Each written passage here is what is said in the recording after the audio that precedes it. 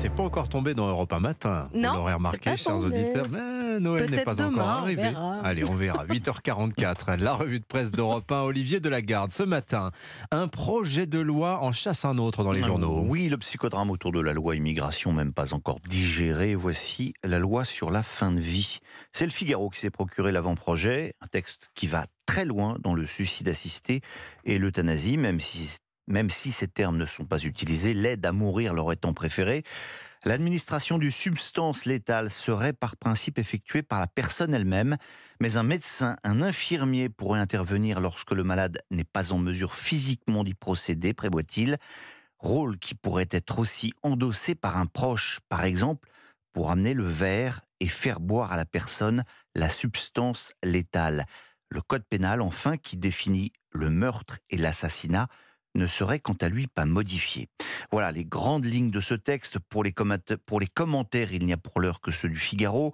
Dans son éditorial, Laurence de Charette, qui suit de près ce dossier, estime que les rédacteurs se sont largement inspirés du système belge. Elle y voit une forme de déshumanisation. 2 pages plus loin, Guillaume Tabar est encore plus sévère. Ceux qui espéraient une grande prudence sur le sujet et une prise en compte des alarmes des soignants en seront pour leurs frais.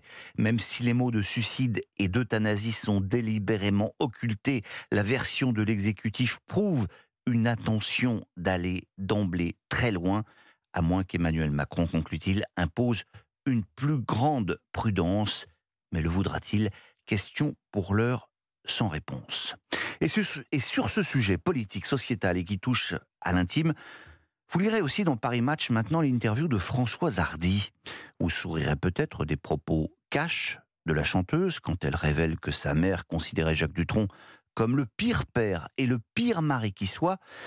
Mais c'est plutôt l'émotion qui étreint, car Marie-Laure Delorme nous apprend que Françoise Hardy se bat contre un cancer qui ne lui laisse aucun répit. Vous aurez 80 ans le 17 janvier prochain.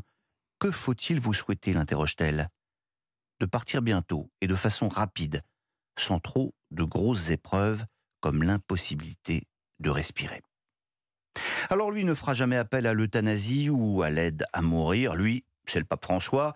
Le souverain pontife a accordé une interview à une télévision mexicaine hier, et c'est la Croix qui en fait la recension. Interrogé au sujet d'une éventuelle renonciation, François affirme ne pas avoir pensé à démissionner, malgré ses problèmes de santé. Mais il parle de sa mort, ou plutôt de son enterrement. Et ce pape, qui ne fait décidément rien comme les autres, a décidé de ne pas être enterré à Saint-Pierre, où tous les papes reposent depuis Léon XIII, mais à Rome quand même, à la basilique Sainte-Marie-Majeure.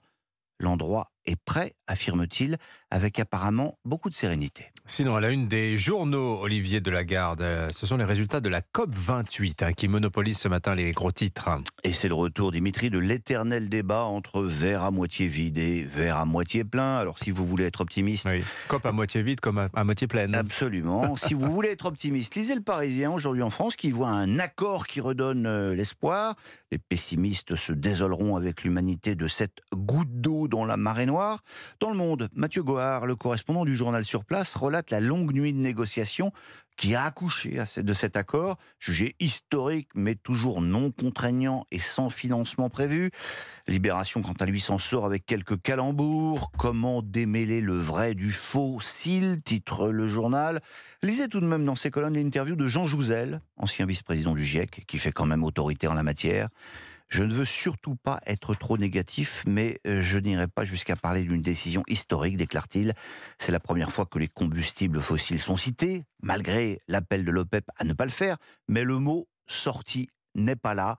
Ce texte est une sorte d'auberge espagnole, poursuit Jouzel. Chacun peut y voir ce qu'il veut, c'est un problème. On ne pourra en juger la portée réelle que plus tard, d'ici à 2025. D'ici là, il faudrait que les renouvelables prennent la place des fossiles.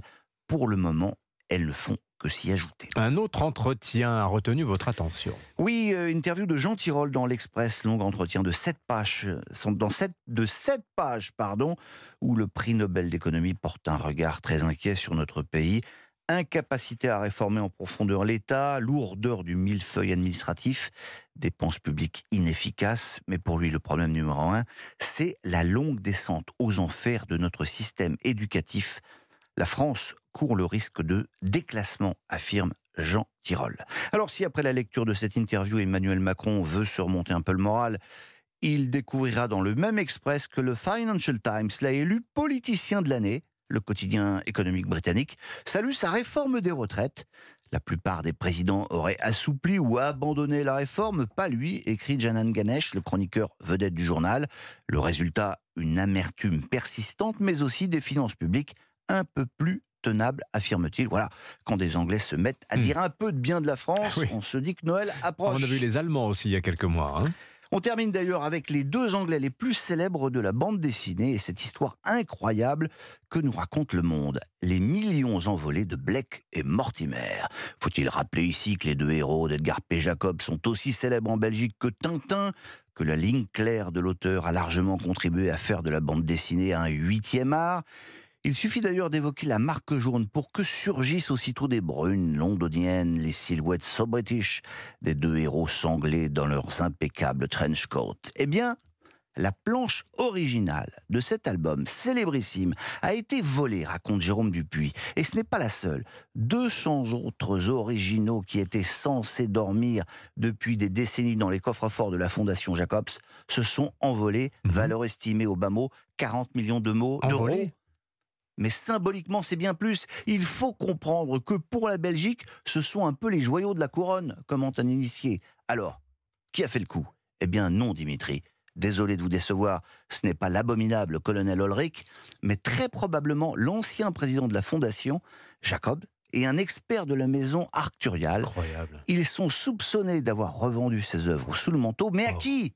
Eh bien, vous le découvrirez dans cette enquête du Monde mais quel qui suspense! vous emmènera de Bruxelles jusqu'en Suisse, à Nissa, auprès d'un descendant d'un célèbre baron français, roi du stylo bille. By Jove, gentlemen, this man is the devil.